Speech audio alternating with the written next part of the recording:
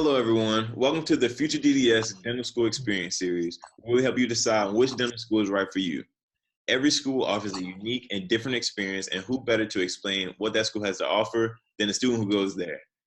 Our goal is to give you a first-hand perspective of every dental school program across America, as well as Puerto Rico, and ultimately help you make the best decision of which school is going to be the best fit for you. Today, we'll be showcasing Ms. Jessica Chang, who is a second-year student at UCLA School of Dentistry. How you doing today, Jessica? Good. How are you? I'm doing well, doing well. In the middle of a crazy test block, but you know, we signed up for it, so. Okay, it's Well, I wish you all the best of luck. Oh, man, thank you so much. If you could, for our viewers, just tell us a little bit more about yourself, where you're from, where you went to undergrad, and a little bit about why you chose dentistry and your journey into dental school. Yeah, absolutely. So, hi, my name is Jessica Chang. I'm from Northern California, and I went to UCLA for undergrad, did a master's there at UCLA, and then eventually went to dental school there as well. I majored in psychobiology, and the main reason why I really got into dentistry was because of my own dentist. I shadowed him, and he was just absolutely phenomenal with his patients. He was so entertaining, and he kind of showed me just the profession itself and how it could be intertwined with art and science and even performance altogether, because through like extractions or through procedures where I was really, really nervous, he was the one to always like calm me down and sing songs, even though, sometimes he wasn't the best singer sometimes, but I really appreciated his efforts. So I think that's something that I always really held value to, and why I was drawn to the profession so much. Got you. So if you could, give us a little bit more background about UCLA for anyone who doesn't necessarily know exactly, where it's located, how Mhm. it's a city for you, I guess like a little bit background about the city, and then about your class size and just a little bit of general information about the first year class size there. Yeah, of course. So at UCLA, we're a class of 88 students. We're located right in Westwood, California. And reason why I love this school is we are in Westwood, and that means we're located to around the best neighborhoods in LA. That includes Hollywood, that includes Venice and Santa Monica. So even when you are bogged down in studying, you can always find time to take a break and go to the beach or go see some celebrities from time to time. I was even lucky sometimes to just walk around some places and I met some celebrities. So that's actually really, really cool. And the networking opportunities is really great here too. What UCLA is great is that we're a pass no pass system, and we offer all the specialties that dentistry has to offer. So whenever you're interested in a specialty, you could literally just go downstairs and check out the clinic and see if you're interested in that specialty. Awesome. That's cool. Yeah. So, it seems like they have a lot of great things to offer there at UCLA. When you were Mhm. actually putting your list of schools together, put UCLA on the list of schools to apply to and all, granted you have a little unique experience because you went to school there 2 times Yeah. before, but Yeah. I guess what were some things that you put on your list for other schools you were applying to as well, for like alternate schools or whatever, what have you? Like, what were some key things that you were looking at when you were choosing schools to apply to and ultimately chose UCLA? I think there are a couple of things that every student looks for when it comes to a dental school is the cost and maybe the programs that they offer and location. So for me personally, I didn't really never really want to leave California, so that was also why I wanted to stay here. UCLA itself is one of the cheapest California dental schools you'll find, so that was another good thing. We're a pass no pass system, like I mentioned before, so the fact that we are that, classmates are able to share notes like a little bit better, and I would say that there's less competition since we're all just trying to pass like classes. And the specialties here are just so many of them, even with the newest specialty like dental anesthesiology. That's something that's super new, and something personally we've always kind of have already. We already have like great faculty teaching that. So I think that's why that's always been great. And like I said, just getting around all these different neighborhoods and getting to know all these different dentists in the area is really helpful in gaining mentorship opportunities as well. Got you. So, if you could, right now, again, if we could flash back to when you were pre-dent, Mhm. How was the actual interview process, or like the interview day when you were at UCLA? You know, you were on campus as an undergraduate and a master's student, but how was it that day when you showed up for your interview? You know, how's the tour? Can you kind of walk us through that day? Oh yeah, absolutely. So at UCLA, what they first do is kind of do some sort of like financial aid presentation. So you're acquainted with all the finances first. They'll give you a written essay on topics that they present that year. During my year, I think it was something about financial aid and something how you would combat that, and you just kind of write an essay on that. Um, then they'll move on to either, I forget which one was first, but they'll definitely give you a tour around the school, and then following those interviews. The interview, it depends really what day you go on. Sometimes they're 2-on-1, sometimes they're 1-on-1. Mine was a 1-on-1 interview. And the tradition at UCLA has been more conversational based. So, and it's an open file interview. So that means that they've read everything about your application beforehand. So they're able to ask you anything during that time. So it's best to always review your application of what you wrote down and before you go into interviews. And for UCLA itself, they really just want to get to know you as a person. So they obviously ask the obvious questions, I would say, like why dentistry and why our school. But at the same time, they want to know you as well. So, for example, like some students will have interest in yoga or soccer or things like that. And that's something that they want to, like, understand as well. Got you, got you. So Mhm. now that you actually, you know, you had your interview day, you actually got in, got your acceptance letter and all. How was it those first few months transitioning into school? You know, going through orientation, you know, Mhm. actually starting your actual course right there. How was those first few months? It was challenging and, it can be overwhelming. I totally get that. I mean, the first day of orientation, it felt like it was the first day of class, even though it was just orientation. I remember my anatomy teacher was telling me, like what the structure of the course, and then giving us a list of terms that we had to know by Monday Wow. already. So that was already intimidating. Did I study for those? Absolutely not. I was just like, I'm gonna be probably studying for the next 4 years. So I was like, I'm not gonna study that list. But I turned out fine. But yeah, I mean, I could understand it was a little bit hard to juggle, but at the same time, they understand that the school understands that, and the faculty understand that too. So they do a lot in their power to help you get through it. And for UCLA, the biggest class that we had was gross anatomy. So that meant dissections on a cadaver and understanding the different structures and what the attachments were and what the innervations of that muscle was and things like that. So I think that was one of the toughest things. And then on top of that, balancing all the other classes they expect you to know, like radiology and, maybe like they teach you some life skills too and how to be a better healthcare professional. So I think that was like the hard part of juggling it all. But, once you get through that first quarter, it's pretty much the same thing, I would say, and you get used to it. Right. Okay, Yeah. so you know, once you actually, you know, get through orientation, it seems like you're already in class. How does a typical, I guess, a typical work week or a dental school week for first year? How does that look? You know, Monday through Friday. Do you guys go into lab? I guess if you could just walk me through what a week looks like. Oh yeah, absolutely. So fall or like first year itself is more didactic work, which means that you're in the classroom almost all the time.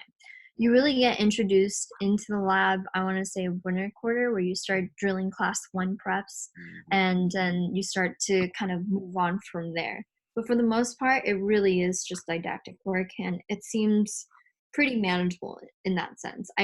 I know that once you hit second year, it's a different, like totally different ball game, and I know you understand that as well, where it's completely switched. We have more lab work than didactic work, and then you're trying to find the juggle and the balance between lab work and didactics. So I want to say first year is difficult, but it's definitely manageable. Okay, and how are your guys' schedule set up? Is it like block style schedule? Is it systems based PBL? Mhm. How's the curriculum kind of set up? So we're a quarter-based system, which means that we have 10 weeks of instruction before we hit finals week.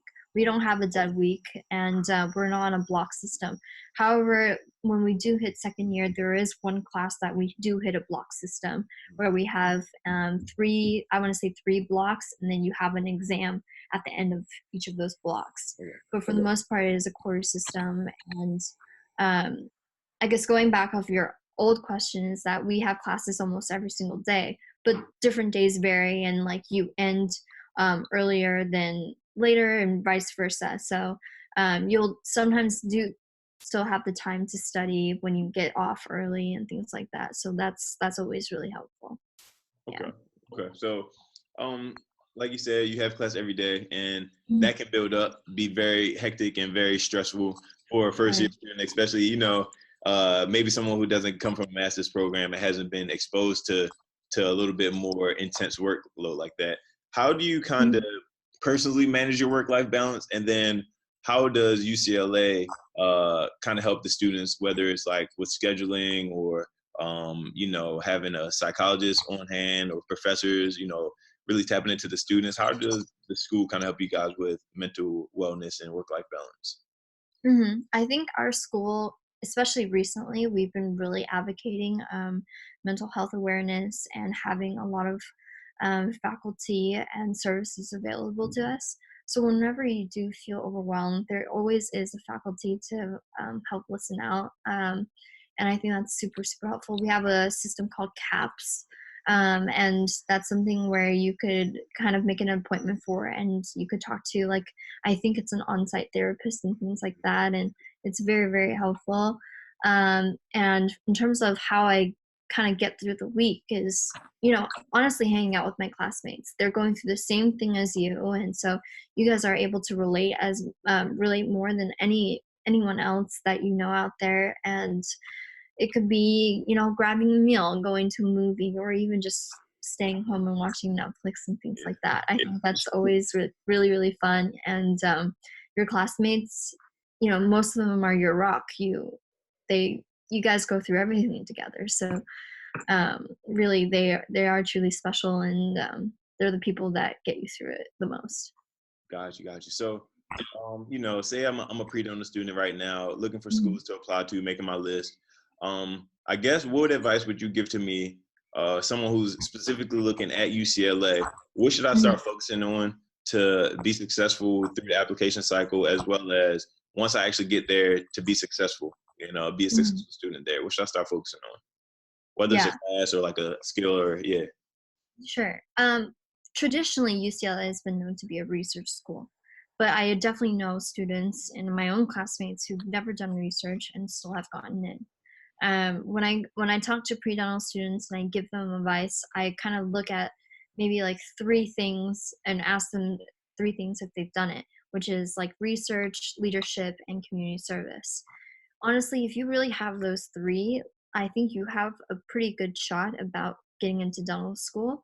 And if not, like, really look internally and find your weakness points and kind of build on that. Because the whole reason of why I got into my master's program was because I felt like I lacked research. And that was something that my dream school, aka UCLA, was kind of looking for. Not saying that they need that all the time, but that was just something that I felt personally I lacked.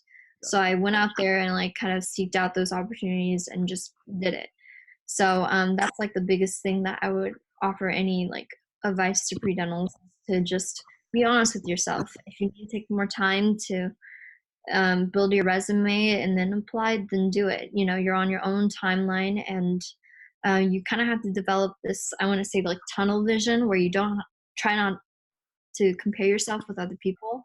I definitely did that even with students of my own grade, and they were applying a cycle before me. And then I was like, oh my gosh, I'm so behind. But in actuality, you guys are all going to graduate within the same time anyway. Mhm. So it's a matter of, focusing on yourself, being confident, getting that tunnel vision, and um, building on your weaknesses, rather than building on your strengths, because your strengths are your strengths, but your weaknesses are your weaknesses. So that's something I would advocate to everyone.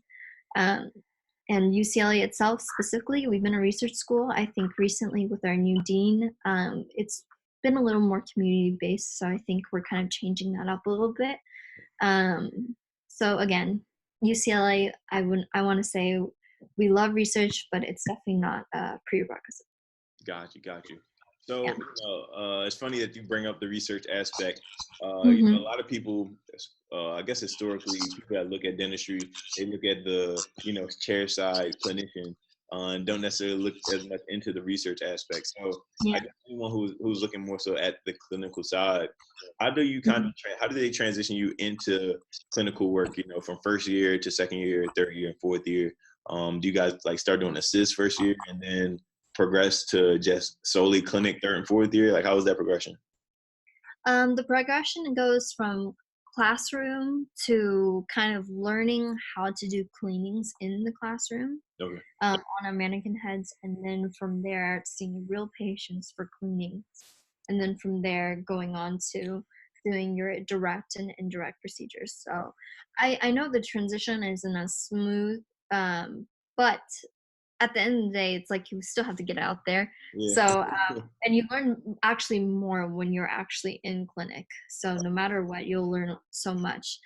So that's generally, I want to say, what the transition is like. And right now, um, to get into clinic, it is mostly second year. So we started our cleanings fall quarter, and then like our winter quarter, which is this past quarter, we do like these second, fourth year projects where we're paired with a fourth year, and they kind of oversee us doing these kind of indirect procedures. Mm. And then from then on, we kind of start seeing patients for dentures or for indirect cases more on our own now. Wow, that's a really like unique style of learning, in I clinic know. actually, being more hands-on with like a patient care before you actually get your patient pool. That's cool. Yeah. And so I guess, I don't want to take too much of your time and too much more of your time. I want you to enjoy your I guess your little bit of downtime after your finals. Oh, no worries. Yeah. Anything to help. Thank you, thank you. But if you could, just close giving any like major, unique advantages that have, made your experience at UCLA extremely unique. Clearly has you keep coming back for more. What are some things, you could have. This is something you could have said already and want to reiterate. But what are some major advantages you feel have made your experience unique there? I think actually putting yourself out there and like really getting into the volunteer opportunities and like um, being present in your own community. I think that means so much for the people in your community. You don't have to go to Jamaica, or you don't have to go to like all these other countries to provide dental care, where in your own neighborhood there's a lot of people who need that dental care too. So start off there and volunteer as much as you can, get as much experience as you can, and that's just going to make you a better practitioner, and be able to connect with your patients on a more deeper level when you get to that point too. So I think that's something that I really want to emphasize to students. Like academics is important, don't get me wrong, but um, at the end of the day, it's patient care. So getting that experience is number one in my book. Got you, got you. So Yeah. I guess, any if you want, any last words or last gems to somebody who might be struggling through the process of, whether it's a DAT or, figuring out what schools they want to apply to, any last gems or words of wisdom that you want to give to our students out there watching? Oh yeah, absolutely. I mean, I guess a very short story is in undergrad, I did go to UCLA, and there were always like huge classroom sizes and things like that. And so getting a good grade always like was difficult, especially since there were so many students, Mhm. smart students around you. And the biggest thing is to keep trying. Like, it doesn't matter if you have like, I don't know, a couple of bad grades. It's how you overcome them and how you can improve yourself in the future. I definitely had a couple of bad grades, and I took, I even had to take one retake a course, and I got a better grade in that course. And I think a lot of the admissions committees saw that and they liked it. And so that's the biggest thing I would give to pre-dental students is don't give up and try your hardest, because they're going to see that hard work. Got you, got you. Well, Mhm. thank you so much, on behalf of Future DDS and all the viewers and subscribers that are watching. you know, watching and listening to this great information you're giving giving us on UCLA.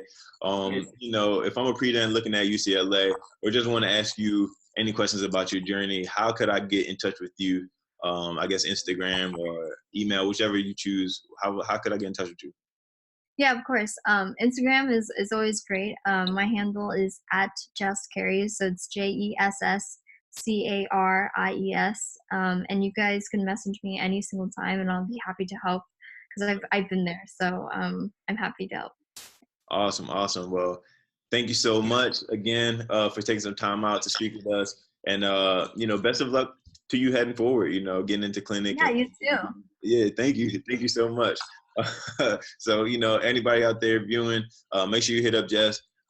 You know, she seems to be a wealth of knowledge and is clearly open to answer any questions that you have. So you know, make sure you get in touch with her. And if you haven't already, make sure you hit the like button, the subscribe button, and the notification bell so you know whenever we post new content. Yeah, and stay tuned to the rest of the series because we're doing all the schools, and we want to make sure you're making the best decision on what school's right for you. That's going to be it, though. Thanks again, Jess. See Of you. course. Thank you. Best of luck. All right. See you. Bye.